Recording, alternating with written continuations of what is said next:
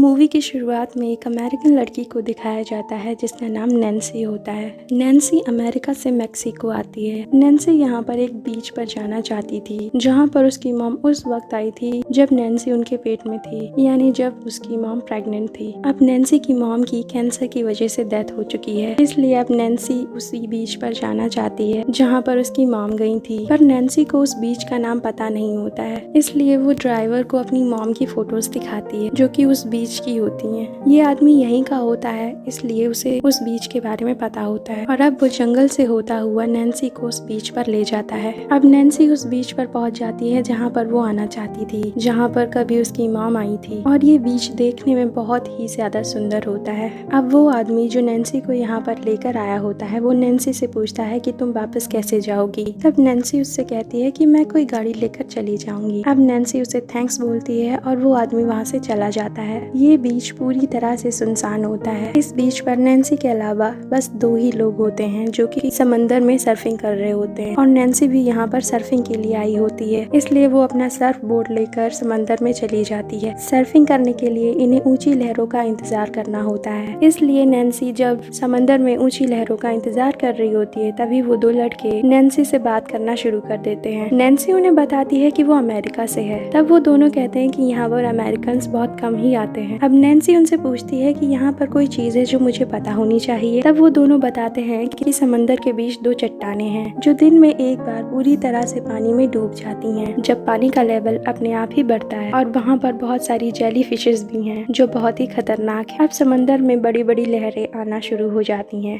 और ये तीनों के तीनों समंदर की लहरों के साथ सर्फिंग करना शुरू कर देते हैं। ये तीनों बहुत इंजॉय करते हैं। अब नैन्सी बहुत देर तक सर्फिंग करती है और इसके बाद वो बीच पर आ जाती है जहाँ पर वो अपनी सिस्टर को अमेरिका कॉल करती है, और जब वो अपनी सिस्टर से बात कर रही होती है तभी उसके डैड उसकी सिस्टर से फोन ले लेते हैं और नैन्सी से बात करना शुरू कर देते हैं। वो नैन्सी से कहते हैं कि घर वापस आ जाओ और अपनी मेडिकल की पढ़ाई को पूरा करो, लेकिन नैन्सी ऐसा नहीं करना चाहती। उसने अपनी मेडिकल की पढ़ाई छोड़ दी है क्योंकि उसकी मॉम की मौत कैंसर से हुई थी, जिसके बाद नैन्सी पूरी तरह से टूट जाती है। अब नैन्सी के डैड नैन्सी को समझाते हैं। वो नैन्सी से कहते हैं कि तुम अपनी मॉम को अगर अपनी पढ़ाई छोड़ने की वजह बना रही हो तो ये बिल्कुल गलत है, क्योंकि तुम्हारी मॉम एक फाइटर थी। तो नैन्सी कहती है कि वो फिर भी हम सबको छोड़कर चली गई। अब नैन्सी अपने डैड को बोलती है कि वो उनसे जल्द ही मिलेगी, जिसके बाद वो फोन काट देती है। जिसके बाद वो एक बार फिर से सर्फिंग करने के लिए समंदर में चली जाती है, और कुछ देर सर्फिंग करने के बाद वो जो 2 लड़के होते हैं जो उसके साथ सर्फिंग कर रहे होते हैं वो नैन्सी से कहते हैं कि रात होने वाली है, हम लोगों को यहाँ से चलना चाहिए। लेकिन नैन्सी उनसे कहती है कि मैं कुछ देर और रुकूंगी। अब वो दोनों लड़के समंदर से बाहर निकल जाते हैं और नैन्सी यहाँ पर बड़ी लहरों का इंतजार कर रही होती है। तभी नैन्सी को लगता है कि पानी के अंदर कुछ है। तभी वहाँ पर बहुत सारी डॉल्फिन्स निकलती हैं। अब नैन्सी उनके पीछे पीछे समंदर के और आगे चली जाती है। वो आगे चलकर देखती है कि वहाँ पर एक बहुत बड़ी व्हेल मछली है जो मर चुकी है, और उसके ऊपर बहुत सारी बर्ड्स भी बैठी होती हैं। अब यहाँ पर लहरें फिर से एक बार आ जाती हैं और नैन्सी उन पर सर्फिंग करना शुरू कर देती है। पर जब नैन्सी सर्फिंग कर रही होती है तभी उससे एक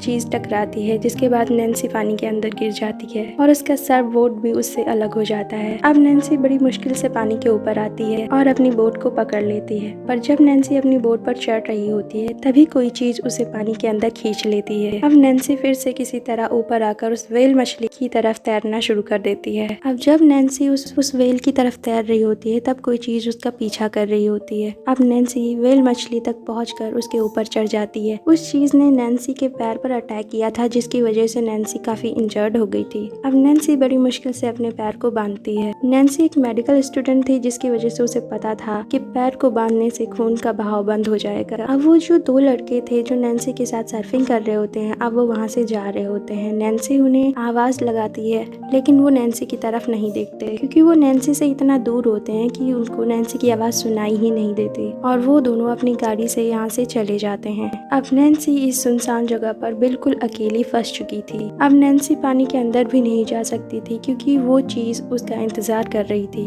अब नैन्सी अपने चारों तरफ देखती है, तब उसको अपने सामने एक चट्टान दिखती है जो पानी से थोड़ा सा ऊपर दिखती है, और दूसरी तरफ एक बॉय है जिसे पानी में इसलिए लगाया जाता है कि लोगों को पानी का लेवल पता चल सके। और तभी नैन्सी देखती है कि सामने से एक बहुत बड़ी व्हाइट शार्क उसी की तरफ बढ़ी चली आ रही है और ये वही शार्क है जिसने उसके पैर पर अटैक किया था। अब वो शार्क व्हेल मछली पर टक्कर मारती है जिस पर नैन्सी बैठी थी, जिससे नैन्सी पानी में गिर जाती है। वो शार्क नैन्सी को मारना चाहती थी। अब नैन्सी उस तरफ तैरती है जिस तरफ वो पत्थर होता है और वो शार्क उसका पीछा करती है, पर वो शार्क जब तक नैन्सी के पास पहुंचती है तब तक नैन्सी उस पत्थर पर चढ़ जाती है। उस पत्थर पर एक पक्षी भी होता है जो इस टक्कर की वजह से घायल हो गया था, इसलिए उसका एक पंख इंजर्ड हो जाता है जिसकी वजह से वो उड़ नहीं सकता, इसलिए वो भी नैन्सी के साथ उस पत्थर पर फंस जाता है। अब नैन्सी अपने इंजर्ड पैर को अपनी जैकेट से अच्छे से कवर कर लेती है। अब यहाँ पर रात हो चुकी थी, तभी नैन्सी देखती है कि उसका सर्फिंग बोर्ड पानी में ही है।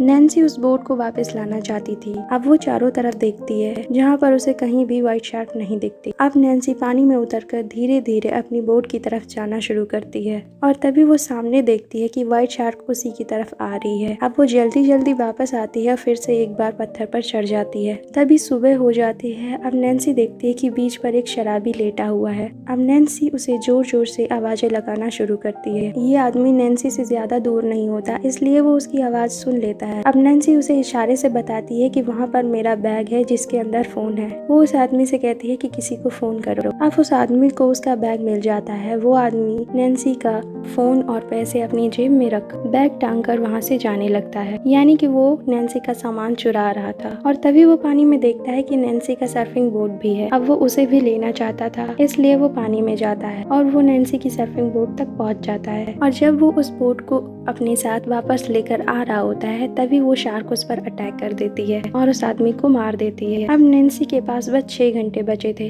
क्योंकि 6 घंटों के बाद हाई टाइड हो जाएगा और समंदर का लेवल बढ़ जाएगा और जिस पत्थर के ऊपर नैन्सी बैठी थी वो पत्थर पूरी तरह से पानी में डूब जाएगा और तब उसके पास शार्क से बचने का कोई रास्ता नहीं होगा। लेकिन तभी कुछ ही देर बाद वहाँ पर वही लड़के आ जाते हैं जिसके साथ एक दिन पहले नैन्सी ने सर्फिंग की थी और अब वो पानी में उसी की तरफ आ रहे होते हैं। नैन्सी चिल्ला चिल्ला कर उन्हें कहती है कि यहाँ पर मत आओ, यहाँ पर एक बहुत बड़ी शार्क है।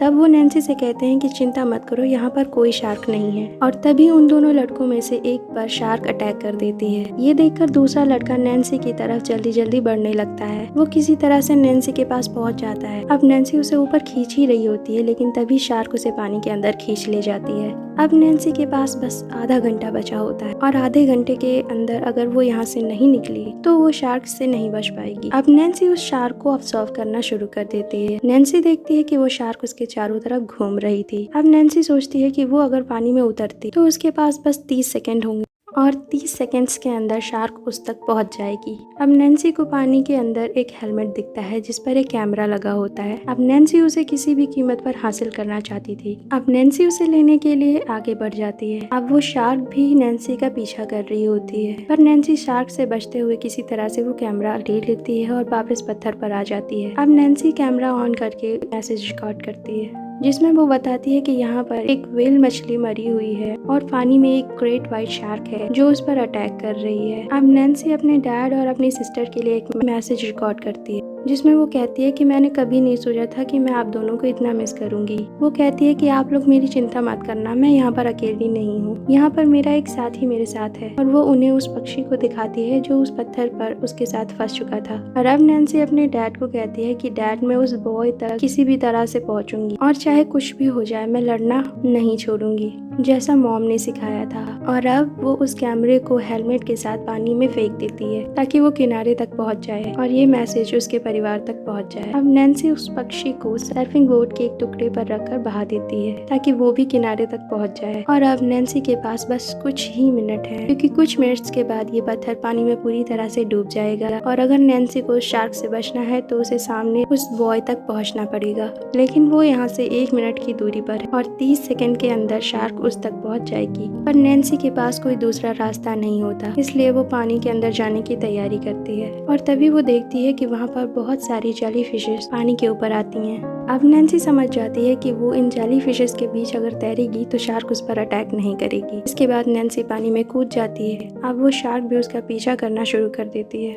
और ठीक 30 सेकंड्स के बाद शार्क उस तक पहुंच जाती है। पर तब तक नैन्सी पानी के बीच में खुद को जेली फिशेस के बीच फंसा लेती है ताकि वो शार्क उस तक ना पहुंच पाए। अब नैन्सी धीरे धीरे उस बॉय तक पहुंच जाती है। अब शार्क एक बार फिर से नैन्सी के पीछे आती है। अब नैन्सी बॉय की सीढ़ियों तक पहुंच जाती है और जब वो जल्दी जल्दी ऊपर चढ़ने की कोशिश करती है तो एक रॉड टूट जाती है जिससे नैन्सी सीधा शार्क के ऊपर गिरती है और वो उस रॉड से शार्क पर अटैक कर देती है और जल्दी से वापस ऊपर चढ़ जाती है। अब शार्क उस बॉय पर हमला कर देती है।